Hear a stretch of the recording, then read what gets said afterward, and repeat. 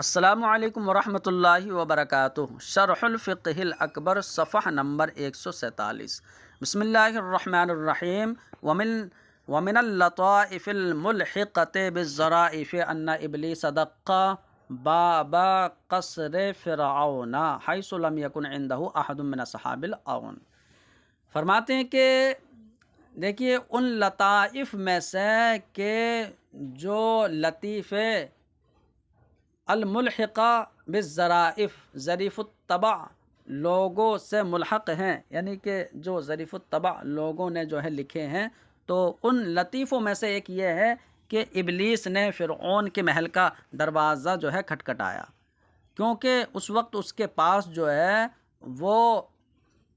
اس کے آوان و انصار میں سے کوئی نہیں تھا اس کے پاس۔ تو فقال، تو فرعون بولا من ھذا علی الباب، کہ دروازے پر جو ہے وہ کون ہے؟ تو من ھذا علی الباب،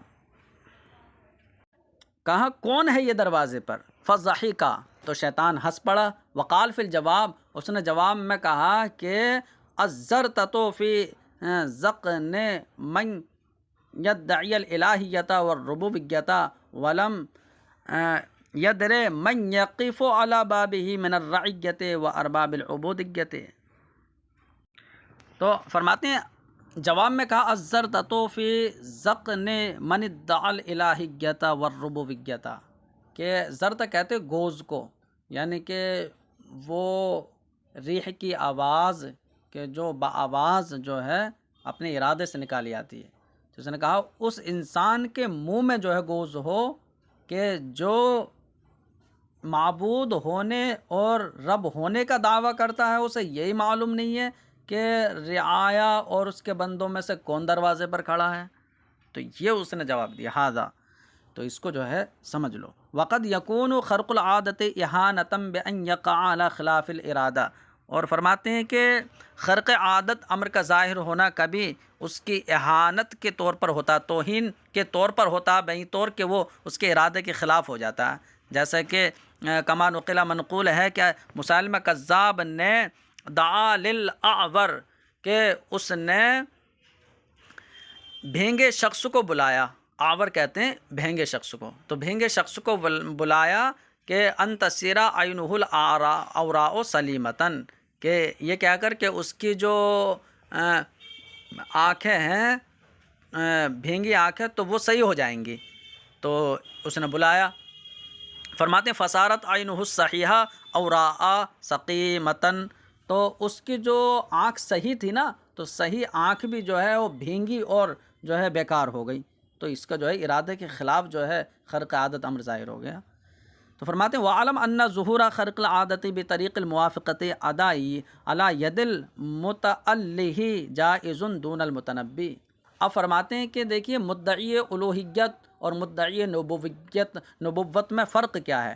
تو فرق یہ ہے کہ جو متنبی ہوتا ہے تو اس کے ہاتھ پر خرق عادت امر کا ظاہر ہونا جو ہے یہ محال ہے، یعنی اس کے ہاتھ پر نہیں ہو سکتا۔ لیکن جو جھوٹی خدائی کا دعویٰ کرتا ہے اس کے ہاتھ پر جو ہے خرق عادت امر ظاہر ہو سکتا ہے۔ کیوں؟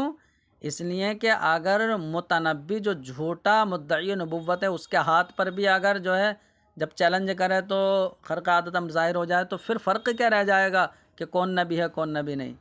لیکن جو مدعی الوہیت ہے اگر اس کے ہاتھ پر جو ہے خرق عادت امر ظاہر ہوگا تو لوگ اسے خدا نہیں مانیں گے، کیونکہ لوگوں کو معلوم ہے کہ یہ تو حادث انسان ہے، ابھی پیدا ہوا ہے، یہ کیسے خدا ہو سکتا ہے؟ تو وہاں جو ہے معرفت کا راستہ بند نہیں ہوگا۔ وہی فرماتے ہیں کہ جان لو کہ خرق عادت امر کا ظاہر ہونا موافقت کے طور پر، ارادے کے موافق جو ہے ظاہر ہونا مدعی الوہیت کے ہاتھ پر تو ممکن ہے لیکن متنبی کے لیے ممکن نہیں ہے، لأن ظہورہ علی ید المتنبی، اس لیے کہ متنبی کے ہاتھ پر خرق عادت امر کا ظاہر ہونا یوجب انسداد باب المعرفت النبی، یہ نبی کی معرفت کے دروازے کو ہی بند کرنے کا سبب بنے گا۔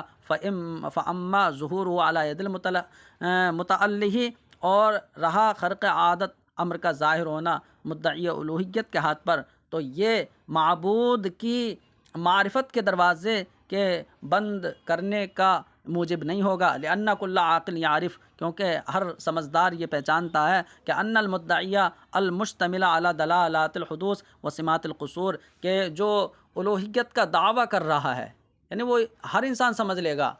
کہ جو مدعی ہے نا تو یہ خود عدم سے وجود میں آیا ہے، اور یہ خود اس کے اندر اتنے بہت سے عیب ہیں، عیبوں سے بھرا ہوا ہے، تو وہ پہچان لے گا کہ جو مدعی الوہیت ہے یہ حدوث کی علامت یعنی حدوث کی علامت کیا کہ یہ وجود یعنی عدم سے وجود میں آیا تو حدوث کی علامتوں پر مشتمل ہے، وہ سمات القصور، اور عیبوں کی جو ہے علامتوں پر مشتمل ہے کہ عیبوں سے بھرا ہوا ہے۔ تو جو ایسا ہو تو یہ ہو گیا ان کا اسم، کہ جو مدعی الوہیت ایسا ہو کہ وہ یعنی کہ حدوث کی علامت پر مشتمل ہے کہ آدم سے وجود میں آیا ہے اور تمام عیبوں کی نشانیاں اس کے اندر موجود ہے، تو وہ معبود نہیں ہو سکتا۔ لا یکون الہا، یہ ان کی خبر ہے۔ فرماتے ہیں کہ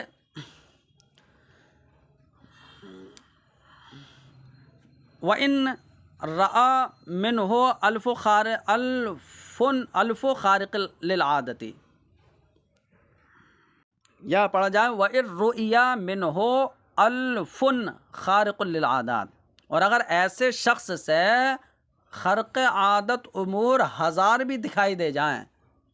تو 1000 بھی اگر نظر آ جائیں تب بھی جو ہے وہ معبود اسے نہیں سمجھے گا۔ فرماتے ہیں ثم الناقض للعادت، پھر ضابطہ یہ سمجھ لو کہ خرق عادت امور یعنی عادت کو توڑنے والا کام جو ہے کما یکون فعلا غیر معتاد، کہ جس طرح یہ ایسا فعل ہو سکتا ہے کہ جو خلاف عادت ہو، یکون تعجیزا عن الفعل المعتاد، اسی طریقے سے یہ عادی فعل سے عاجز کرنے کے طور پر بھی ہو سکتا ہے۔ تو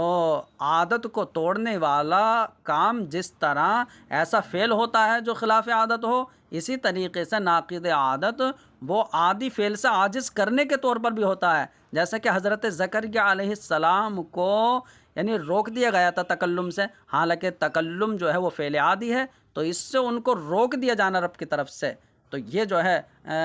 ناقض عادت اور خرق عادت امر کہا جائے گا۔ تو فرماتے ہیں اذ المنع عن المعتاد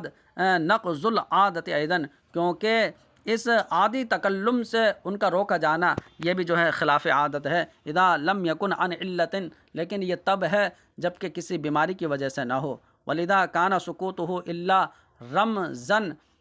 اس لیے ان کے اشارے کے علاوہ جو ہے یعنی اشارہ کر سکتے تھے وہ، تو فرماتے اس لیے ان کا سکوت تھا جو ہے سوائے اشارے کے، تو اشارے کے علاوہ ان کا خاموش رہنا یہ آیتن، یہ کانا کی خبر ہے، کانا سکوتہ الا رمزن آیتن دالتن علی تحقق الولد، اس لیے اشارے کے علاوہ ان کا خاموش رہنا جو ہے یہ نشانی تھا اور بچے کی